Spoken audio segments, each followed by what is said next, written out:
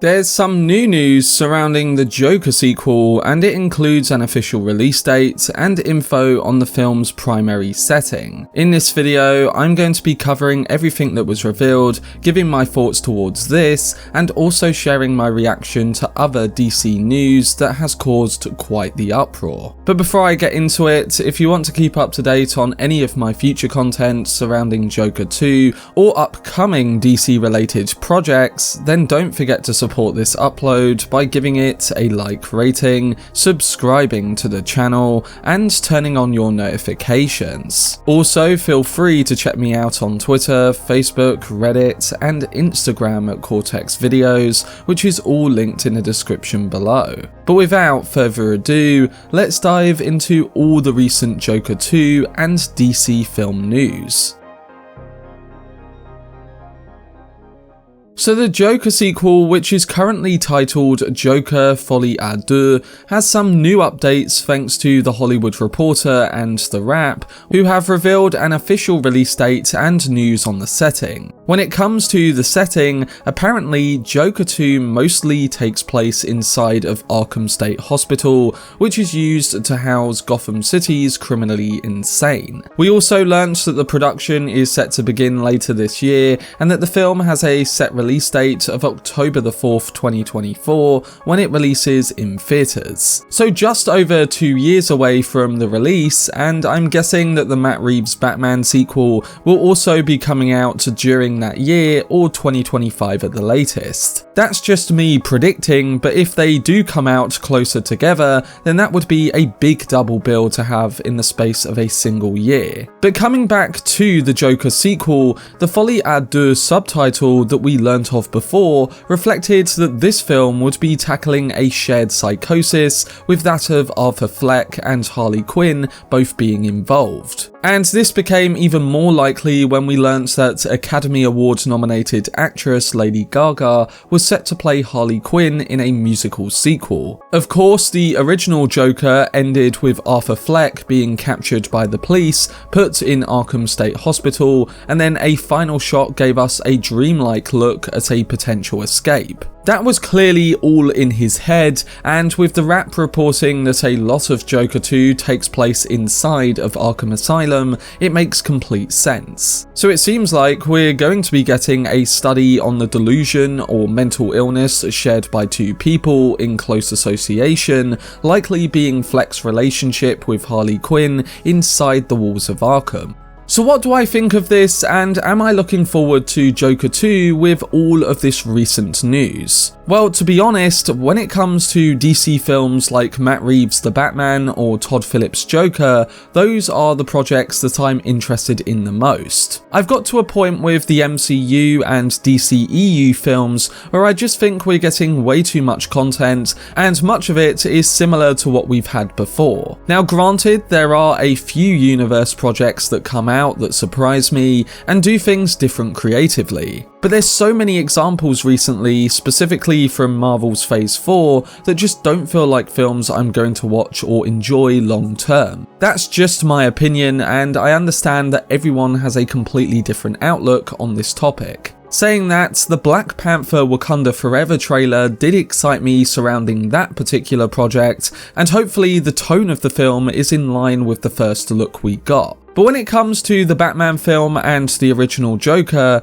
these had the advantage of not having to connect tonally or narratively to what we've seen before. They could just make the film and build the world the way they wanted to, and that's why for a lot of people, those films were incredibly successful. And we can presume that the sequels are going to have that same level of creative input, especially when you consider the previous news that Joker 2 is going to be a dark musical. We haven't really had that before in the comic book genre, and it excites me that these types of films are bringing a unique flair that stands out over the many traditional comic book projects we get every year. That's just my thoughts on it, and hearing that Joker 2 is coming out in just over 2 years, and that it's mostly being set in the walls of Arkham Asylum, gets me incredibly excited for it. I guess we'll see, but I really hope that DC look at the success they've had here and focus on making great films like those examples, rather than just trying to build a universe that competes with Marvel.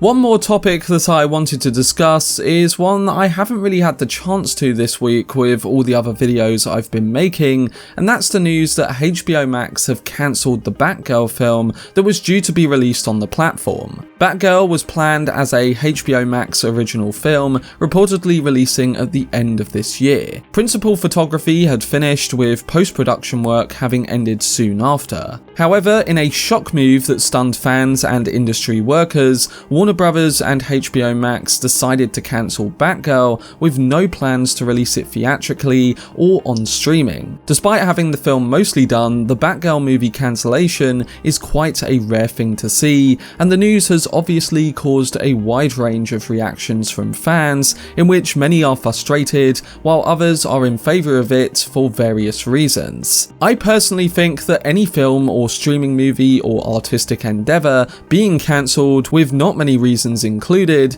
is definitely something to raise your eyebrows at. Now, do I agree with the new Warner Brothers leadership on films of this budget focusing on theatrical releases? Yes, I do, and I think that the evidence we have from the way films have been successful in theatres versus them putting movies on HBO Max at the same time is not even up for debate at this point. The theatrical releases without a HBO Max release have overwhelmingly been more successful, and people will turn up to theatres to watch a good film. Releasing them on HBO Max at the same time will lose the studios a lot of money, and their experiment with that did not work. But in saying this, while I completely agree with their theatrical approach going forward, axing a film that has already been shot and put together is quite crazy to think about. The rumour coming out of sources is that the film was cancelled because the studio had that desire to push films on a blockbuster scale in theatres. But in throwing away a film that was worth $70 million or even $90 million after COVID,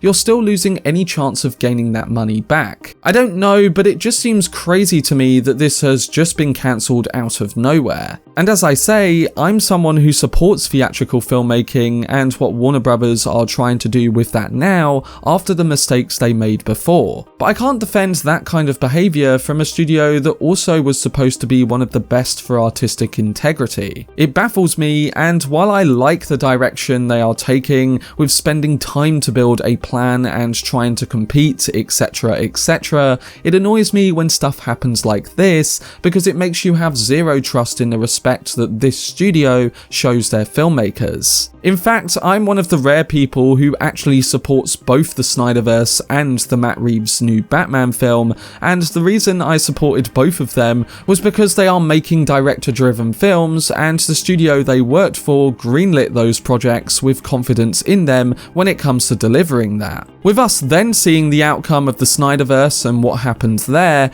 add on that they axe a $70 million film after it's mostly complete, and it makes me distrust the whole structure in place. So has anything really changed? I guess we'll see if they can regain some sort of trust and create some kind of communication and clarity that they just haven't shown consistently. It's a controversial subject, and as someone who was a big fan of Warner Brothers, I just hope this isn't a sign of more rash decisions to come.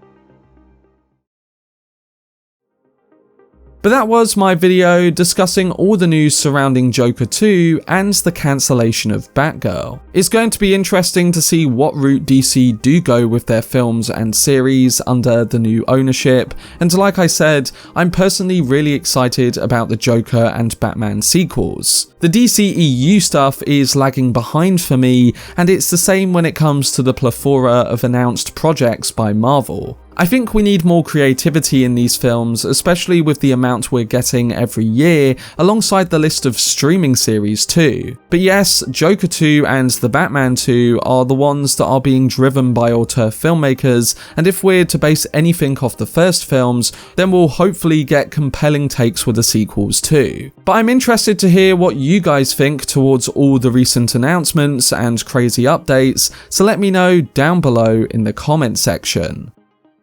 For much more videos and news on Joker 2 and upcoming DC projects, then subscribe to the channel and turn on your notifications. Also, if you enjoyed this video, remember to leave a like rating and follow me on social media via the links in the description. But anyway, I hope you guys enjoyed it. I've been Cortex, and as always, make some noise.